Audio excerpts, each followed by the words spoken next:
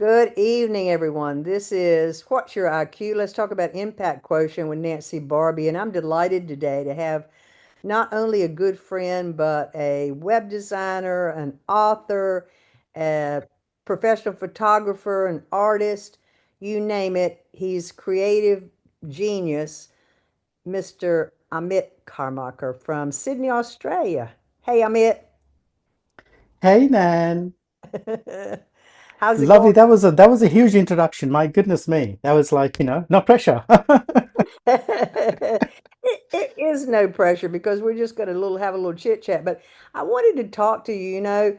We've been talking offline about a lot of different things, and hmm one of them is writing, which I love and which you love too. You've authored about 10 or 11 books now. hmm And how long have you been in the writing game? And where did that start? Where did that come from? That's a great question, actually. I have been, when I look back now, actually, I have been writing probably my whole life. I just didn't know it. But if I kind of like go back to it, but I just didn't know it professionally that I was writing until recently. But there's a funny story my dad used to say, like when I was in LKG or lower KG, as they call it in India, which is lower kindergarten, a nursery, there was a test apparently, and everybody was asked to write a two-line poem. And poem, obviously, they knew or they had memorized or whatever.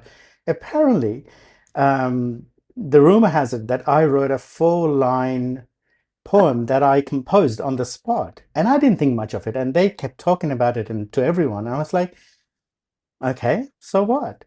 So apparently, my writing started really early on. I just didn't know about it. And then late last year in November, I visited my ancestral home in Dhanbad in India with my partner. And there I was pulling out some old dusty files from my cupboard, and a lot of my childhood writing came out in one of the files. And now when I read it, when I look at it, it's really cringeworthy. But I've been writing for a very long time. I was writing poems back then, and they were long and there was a lot of repetition, but it was writing still nonetheless for somebody 15 years of age, 10 years of age, 20 years of age, whatever that amount, whatever the time was. And obviously after finishing my bachelor's in India, I moved to Australia. It's 27 years now that I've been living here, longer here than in India. Pardon me. So I started, say, about 15 years back as a street photographer, and from there on, I was, spending time walking the cities with my camera, traveling to different parts of the world. And as I was doing that, I was capturing moments, and I was capturing people in their essence. Mm-hmm. Like a international gallery had a couple of my photos. Fujifilm published a few of mine.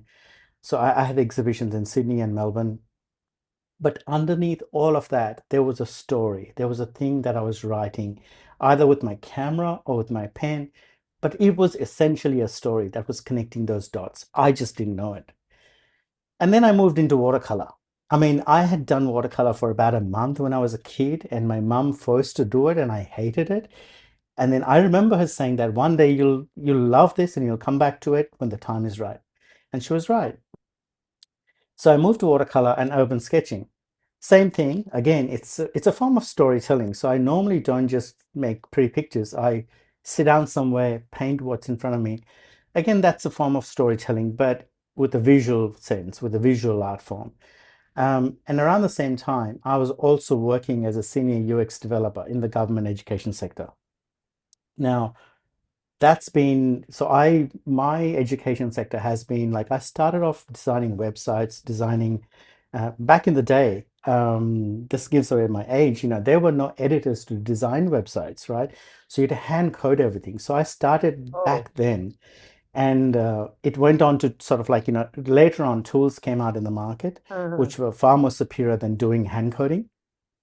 And eventually, the progression was to going into user experience, which is the short form for UX, right? So I went into UX design, and I've been doing that for the last collectively for about 25 years, I think. And UX is just really clarity work. It's basically helping someone do something, whether it's a website, whether it's a process, whether it's an app, to Mhm. get to do their work easily, effectively, with minimum obstructions, minimum issues at their end. So it strips away the noise to get to what really actually matters. And Mm. about 2.5 years ago, I started a hypnotherapy practice. And initially, I started with clinical hypnotherapy and then somehow went into spiritual, the quantum healing side of things, using Dolores Cannon's method, which was really, really great. So now, having been an IT person, developing websites, taking photos, telling a story through that, then going into watercoloring and doing urban sketching, telling a story of a place I'm at, painting that, this is all of this is kind of like, little dots. And when you connect all these dots, it comes to writing. And why I'm talking about the hypnotherapy part of it is also because this is deep transformational work. Oh.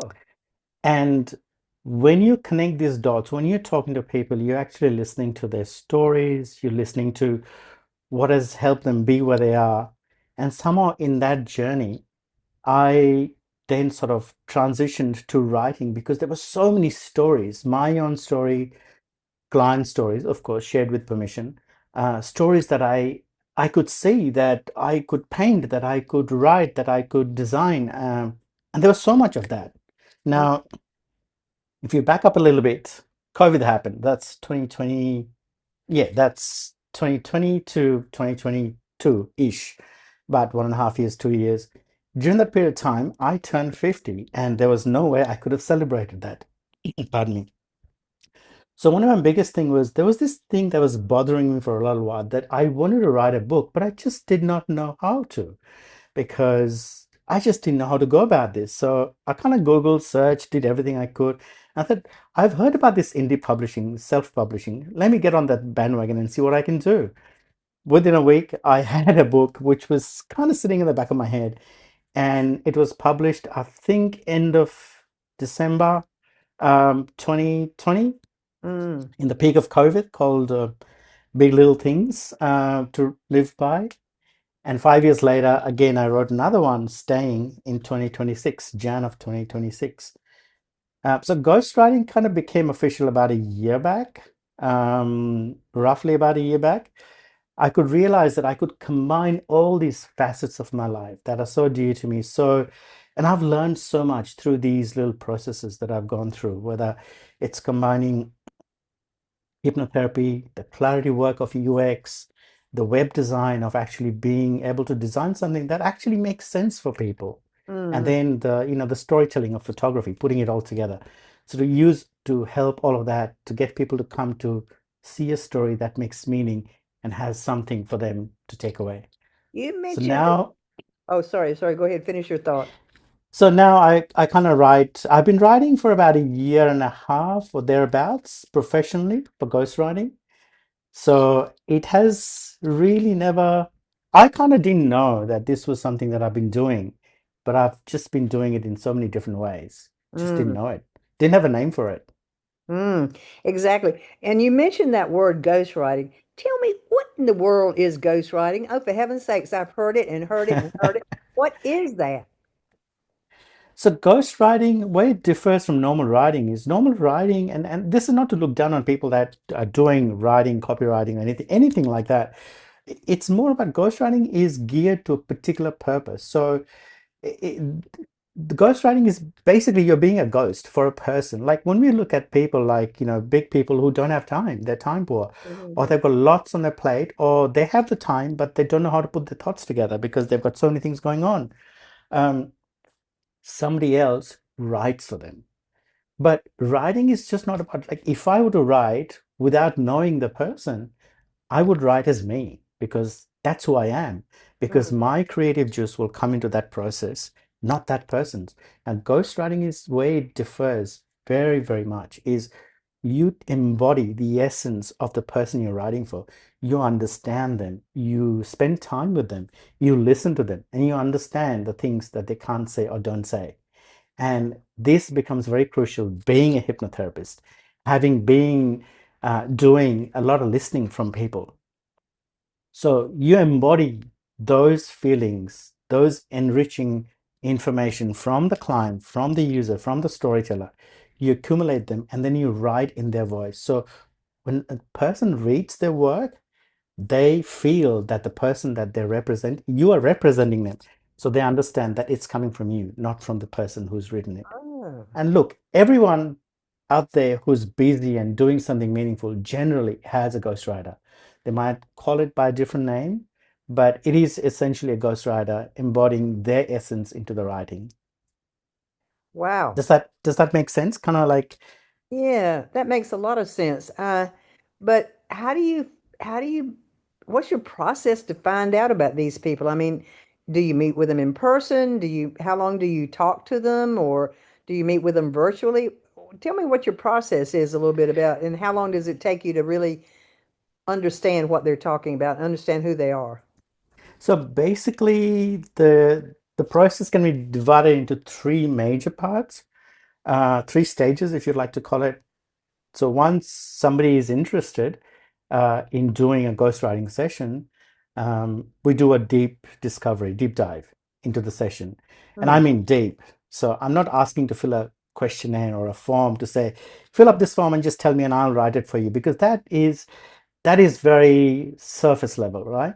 So I have real conversation. I set up a Zoom. I talk to them, whether it's Google Meet, Zoom, doesn't matter, any kind of medium, so we talk, we have conversation. I listen to the threads in their voice, in their audience, what does their audience actually need and what is he delivering. And then we map out the expertise and the turning points, the client transformations, and these very specific client insights that only that person can offer, because everybody is unique in that way. Hmm. There might be thousands of people doing watercolor. There might be thousands of people doing hypnotherapy. There might be thousands of people doing web development, but they all bring a unique signature to what they're doing in the way they're doing it. And I think listening to those deep discovery insights, and when you actually turn those turning points into something like a gold nugget into that process, then you are offering something that's got your unique signature to that process. And then after that, I take all that information and I write the entire piece. Every email, every subject line, every call to action, everything fully. And then I draft it in the person's voice. So if I was doing this for you, I would draft it in your voice. So when that email chain is ready or the drafts are ready, they would not sound like I wrote it, they'll sound like you wrote it. And then it's structured to teach or to deliver, and then it'll move people towards working with you. So they as in the audience, your audience, will then get something that they understand and feel it's core to your knowledge, to your information. Wow. And at the end of it, it usually takes about 4 weeks. And once it's done, a lot of clients usually want me to write their newsletter for them. That's been the case. I mean, in one of the recent works that I did late last year, actually, and obviously, ghostwriting is one of those things. When you do have a client, sometimes you can't say who the client is. So Mm. in this particular case, it was a watercolor artist, and the person had about 60 people in the mailing list, and they are really good watercolorists. So I wrote out a 5-day course for them, and within a span of, I think, 2 months, less than 2 months, they went from 60 people in the mailing list to 2,200 people in the mailing list. Wow. And they are now basically in his evergreen list. So he can mail them and say, hey, I've got a new course. So his revenue to do his work just amplified hugely. So that's the Wow. power of writing a 5-day educational email course, whether it's for doing volunteering work, any kind of work, really, any business. Wow. That's interesting because, you think about writing a course, there's so many content creators now. I mean, they're all over everywhere. And also, I'm getting all these reels now about ghostwriting now that you mentioned the word. There's a ghostwriter for this, there's a ghostwriter for that. Pay me money and let me see what you can do. What sets you apart, Amit? Why should I pick you? That's a very good one. Honestly, you shouldn't choose me. If you want to take your rough notes and polish them and make something forgettable. I'm best for people who have something real to share and keep hitting a wall where they can't go beyond a certain point. Because, the reason I say this is because there's a lot of people that are generating content using AI, and there's nothing wrong with using AI. But what sets me apart is I have deep expertise and I feel genuine wisdom about writing good content because I have lived these so many different lives. I've lived the life and I continue to live the life of a listener as a hypnotherapist. Hmm. As a therapist, you listen to the sighs in between, to the words that are not spoken. When you're doing work, which is UX, you're talking about clarity of thought, clarity of process, clarity of getting a person from point A to point B. So there's clarity work there. When you're designing a website, you're thinking, I'm designing a website so that people can find me. It's not about me. Of course, I'm selling my services, maybe, or my stories, but it's ultimately about the people that are coming to the website and how they navigate and what they see and what they use. So that is what kind of sets me apart because I walk a mile in the shoes of the person that is hiring me. I don't sound like a LinkedIn robot. And my whole job is to make you sound like you, truly, authentically you. And this is where real conversation happens. And someone you respect understands that this is your work, this is your intelligence, this is your craft, basically reshaped and repurposed in a way that makes sense for that person. So I go deep into one format particularly that builds trust. It grows your list. It creates genuine transformation as well. So all of this put together creates something that's authentic, and it aligns with the signature of the person that they're trying to deliver something. And that work might be for the client, might be anything. It could be um, running a hypnotherapy business, could be running a food truck, could be running a ghostwriting agency somewhere else, or it could be writing, a painting class, or doing just, free walks in the city and telling the history of the city. It could be anything. But when that genuineness comes through, because everyone's got a story, right? Everyone's got a lived Right. experience. And when you have that lived experience written through the voice of the person, I think something marvelous happens. And that authenticity is something people recognize. Huh? Because nowadays, what's happening is that everybody is just, typing in a line, going to ChatGPT and going like, well, I've got it, copy paste. It doesn't work like that. Well, I it, well, you said it don't work like that, but I've used ChatGPT. Well, I Mhm. mean, it tells me some things. I mean, can I use that as my I mean, why would I need somebody like you? I mean, what I can use ChatGPT and ask them to write me a post. That is such a good question. You absolutely can. The thing is, if you're using ChatGPT and if it's working for you and your client list is growing and they're feeling the genuineness of your conversation and they're feeling that this is really true to your soul print, then you don't need me. Of course, you don't need me. But let me ask you something. How long does it take for you to write one quality email? And here the operative word is quality email, not a generic email, quality email. Or how long does one quality newsletter take? It can take a lot of time. Oh, And one of the things with this is one post that you're actually happy with will take you such a long amount of time, such a good amount of time, because most of my clients are not coming to me because they can write. They can't write. They're coming to me because it's expensive. It costs them time. It's not so much about the money, it's the time and the energy. Every hour you spend wrestling with a blank screen or a prompt on ChatGPT or any other AI that you might use, that's an hour you're not painting, not coaching, not traveling, not doing the things you love, not volunteering, not giving back to the community that you are so profoundly integral part of. And while ChatGPT is a tool and it's a great one, it's it needs to be shown how to be used. It's not for everyone to use it willy-nilly. When one of the biggest things with ChatGPT or any AI for that matter is it doesn't know the story you told a client, for example, 3 months back. It doesn't know the story you told somebody that made them cry. It doesn't know how to reframe your work. It doesn't know the reason why you started teaching, why you were a librarian, why you traveled to India, what makes you tick. It doesn't know those stories. It, of course, knows generic answers and they'll be spot on with generic answers, but it doesn't know why somebody's teaching, created, why somebody's, for example, started doing a watercolor course because it was a quiet act of grief. That was for me when my dad passed. So it doesn't know those specific ways you actually explain, for example, mixing watercolor, mixing paint, how you write. Do you write with emotions? Do you write with anecdotes? Do you write with dry humor? Do you write with, like a really, F-bomb everywhere in your writing? Yeah. So ChatGPT will never understand that. So I think having that resonance to understand who you are is so different. And Mm, we all have tools. Like, let's go back to the time when internet was new and everyone thought, oh my God, internet is going to take over the world. And true. that's what people are exactly doing right now. Oh my God, it's got AI. My job is gone. It's not. It's not.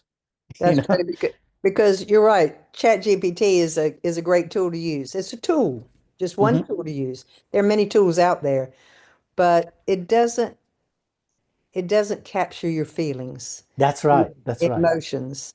So I see that's what you're saying, that's what the difference is.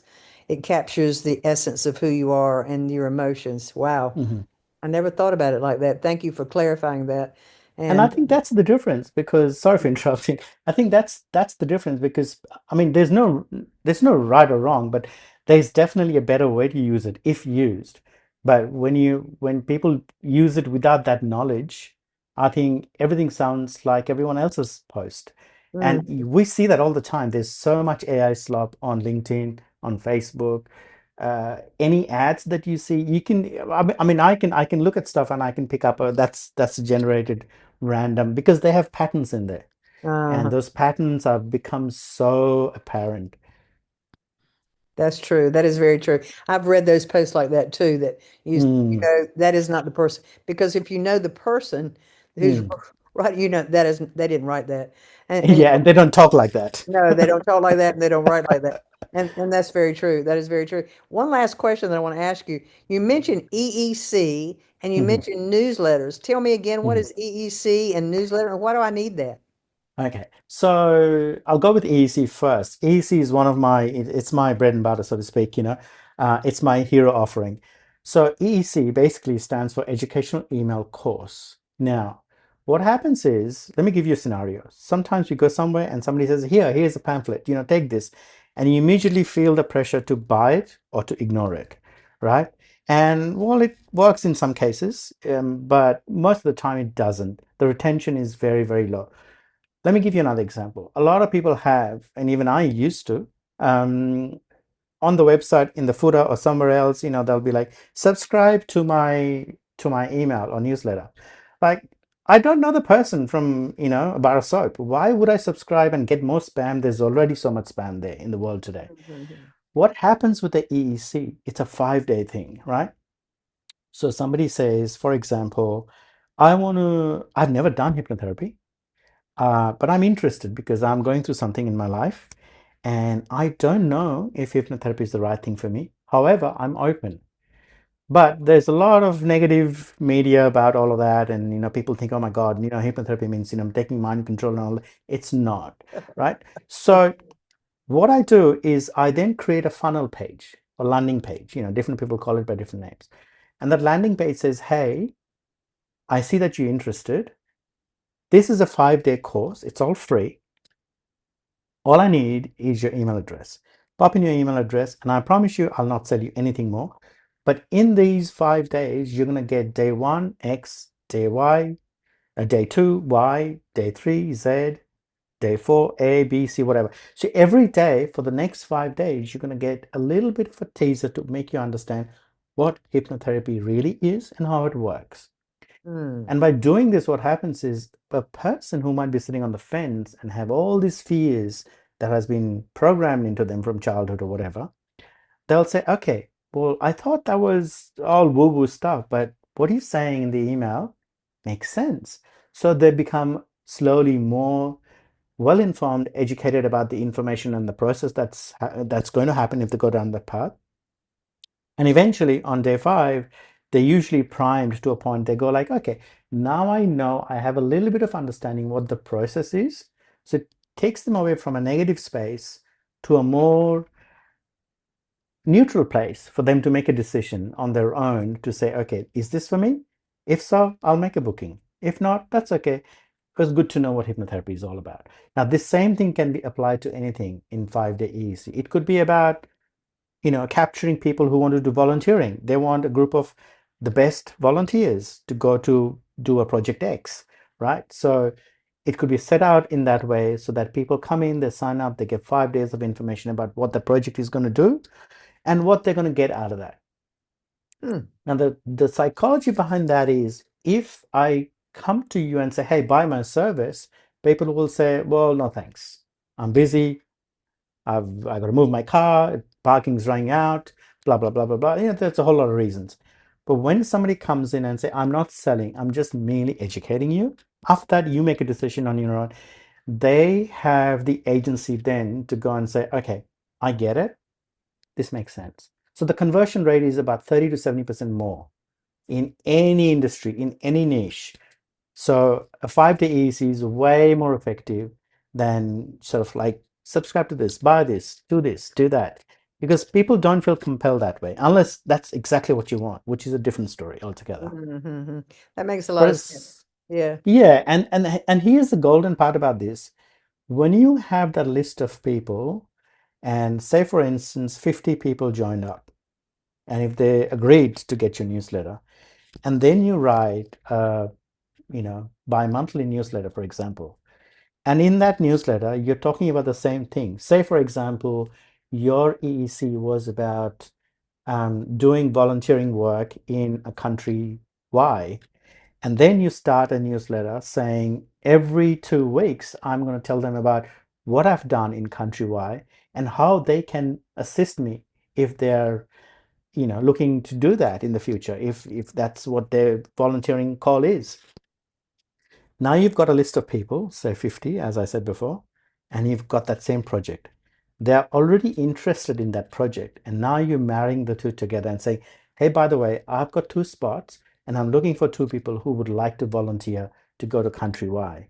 Suddenly you've got these people who are already primed, they know what it is, and they want to get in. So you create this understanding and eagerness to do that work, which is very, very beneficial from both sides. That makes a lot of sense. That really makes a lot of sense.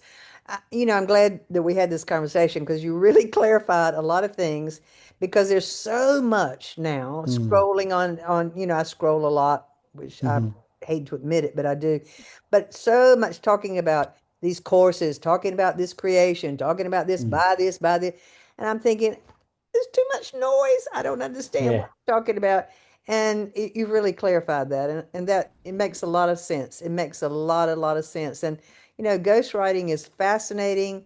Um, how do I get in touch? How does someone get in touch with you if they wanted you to hire you as a ghostwriter? How do they get in touch with you?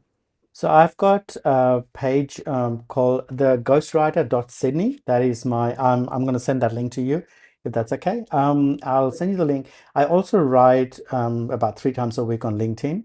But my point of call, I think, is the best way to get in touch with me would be the ghostwriter.sydney. And that also lists out why you need a service for any kind of niche that you're trying to work in or to be seen in. I also do newsletters. I also do posts for LinkedIn. And yeah, that's the best form to Absolutely, get in touch with absolutely. me. I think that's great. Look, folks, this could really make an impact. We're talking about impact quotient. This could really make an impact on your livelihood, on your writing skills. I mean, it just listening to what you had to say really makes me feel like I'm more professional now, that I can write more professionally, or I can get someone to help me write more professionally. And, you know, I think it's very important for if you are trying to present yourself in such a way that you have someone to assist you. I mean, everybody's got a team. So why not make Ghostwriter a ghostwriter and why not make Amit Karmakar on your put him on your team. So thank you so much for being with me today. This has been just fascinating, and thank you so much for giving me all of this information. Lots of information out there, folks. Get in touch with Amit Thank you. if you're interested in ghostwriter, and um, thanks again for being here on What's Your IQ with Nancy Barbie. Let's talk about your impact quotient. Amit, so good to see you as always, and I'll talk to you Thank you again so soon. much. Thank Bye. you so much, Nancy. And if anyone has any questions, please absolutely feel free to email me. My email is amit at 23, so the number's 23-north.com. And yeah, I'll be happy to answer your questions. Thank you so much, Nan. You heard it here first, folks. Thanks a bunch. Talk to you Thank you soon. so much. Bye.